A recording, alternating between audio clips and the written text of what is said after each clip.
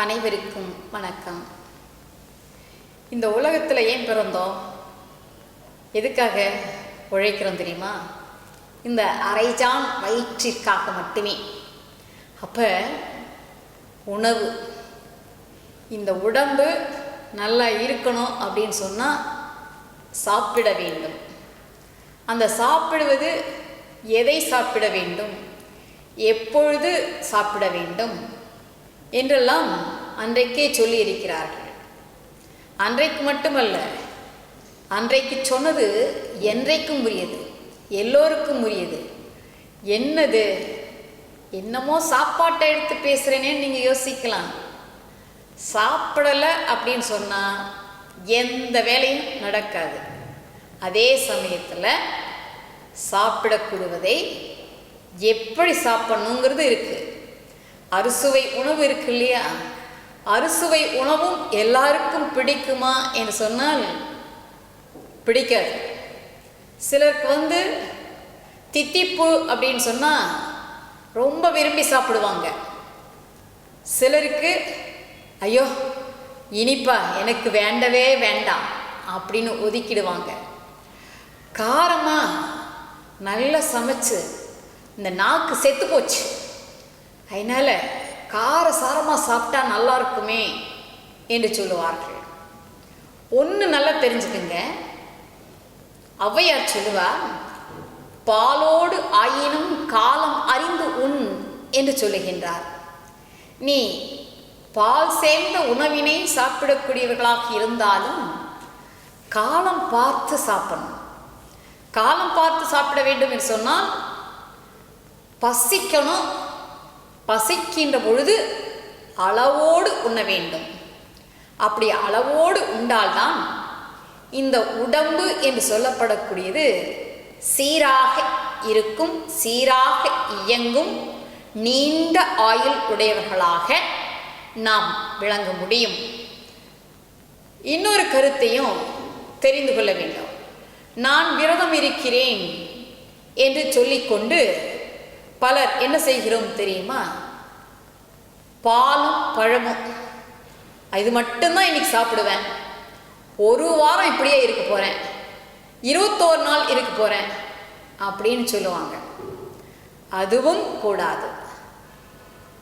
ஒவ்வொரு வேளைக்கும் எது நம்முடைய உடம்பிற்கு உரியது, நம்முடைய உடம்பு வலிமையாக இருக்க வேண்டும் என்று எண்ணினால் எது சேர்த்து கொண்டால் நல்லது? காலையில் இஞ்சி, கடும்பகல் சுக்கு, இரவு கடுக்காய் என்று சொல்லுவார்கள். இந்த மூன்றும் நம்முடைய வயிற்றின் செரிமானத்திற்கு உரியது. நன்றாக நம்முடைய உடம்பிலே இருக்கக்கூடிய அசுத்தங்கள் எல்லாம் நீங்குவதற்குரிய வழியாகும். மலஜலம் என்று சொல்லப்படக்கூடியது முறையாக காலை வேளையிலே கழிப்பதற்கும் உரியதாக இருக்கும். எதை எடுத்துக்கொண்டால் இஞ்சி, சுக்கு, கடுக்காய், இந்த மூன்றையும் எடுத்துக்கொண்டால்.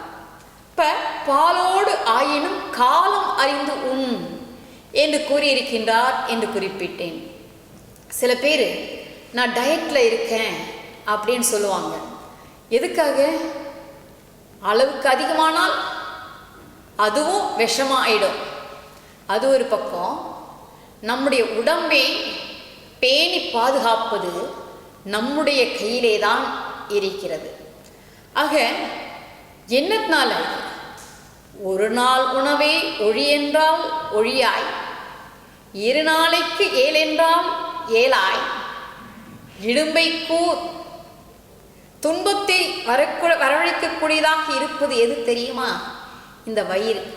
இந்த வயிறு படுத்துகின்ற பாடு இருக்கிறதே, அது சொல்ல முடியாதது என்று இதையும், இதனால இந்த வயிறே உன்னோடு நான் வாழ்தல் அரிதே என்று ஔவையார் சொல்லி இருக்கின்றார்.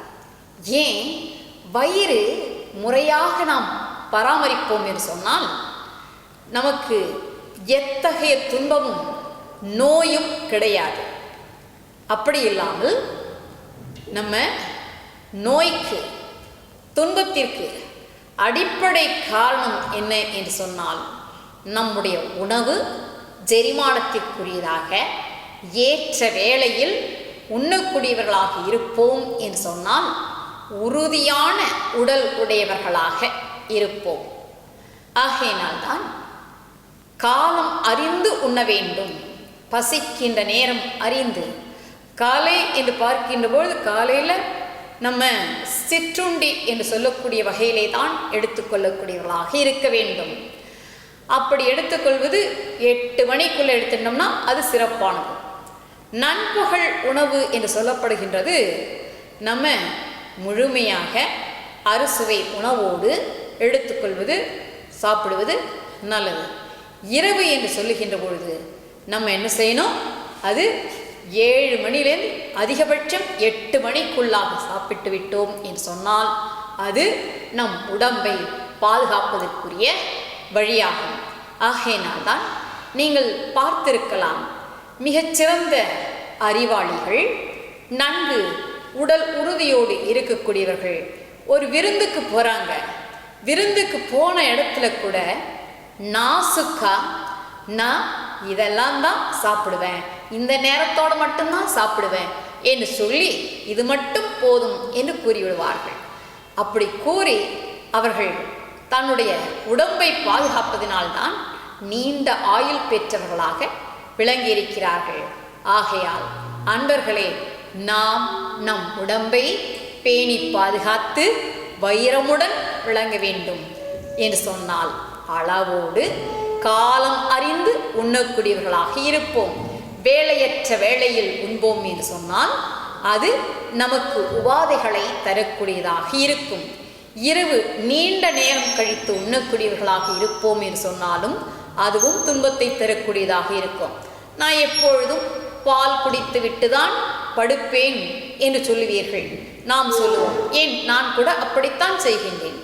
எப்பொழுது அதை குடிக்க வேண்டும், பால் அருந்த வேண்டும் என்று சொன்னால் இரவு வேலையற்ற வேளையில் நாம் குடிப்போம் என்று சொன்னால் அது நமக்கு ஒத்துக்கொள்ளக்கூடியது கிடையாது.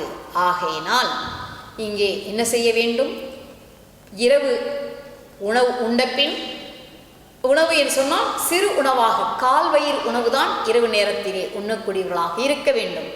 அப்படி உண்ட பிறகு நாம் ஒரு பழமோ அல்லது ஒரு அரை டம்ளர் பாலோ குடிப்போம் என்று சொன்னால் நன்கு இருப்போம். அப்படி குடித்தால் நல்லது கூட. இரவு 10 மணிக்கு 11 மணிக்கு உண்போம் என்று சொன்னால் அதன் பிறகு பாலை குடிப்போம் என்று சொன்னால் அது நமக்கு ஒவ்வாததாக, இடையூறினை தரக்கூடியதாக, இடர்படக்கூடியவர்களாக இருப்போம். ஆகையால் பாலை உண்ணக்கூடியவர்களாக இருந்தாலும் காலத்தை அறிந்து உண்போம் என்று கூறி அமைகிறேன். நன்றி, வணக்கம்.